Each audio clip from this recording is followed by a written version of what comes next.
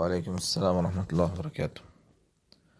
Aytadilar, umraga borganda, Madina yoki Makkada bo'lganda, namozga, haramga borishga ulgurmay qolganda, xonada namoz o'qiganda qasr qiladimi yoki to'liq o'qiydimi?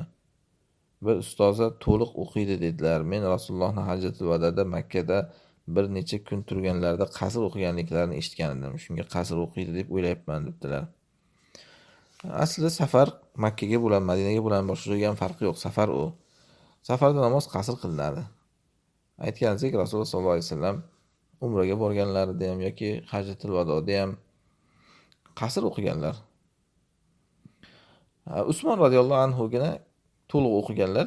U kishini uzrini aytilgan, chunki u kishi Makkada ham uyi bo'lgan deyishgan. Har xil boshqacha ta'villari ham bor.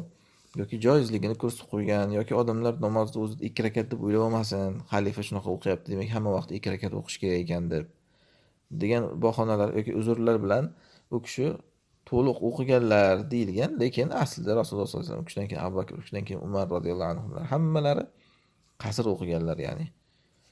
Kimdir lekin Makkada yoki Madinada yashasa o'zi, o'sha yerda uy joyi bo'lsa, xotin bola chaqasi bo'lsa, to'g'ri, u muqim u yerda. Shuning uchun u to'liq o'qiydi. Endi ustozingiz ehtimol muqimdir o'sha yerda. Shuning uchun to'liq o'qiyotgandir. Ammo musofir bo'lib borgan odamlar albatta qasr o'qiydi, ya'ni. Allohu a'lam.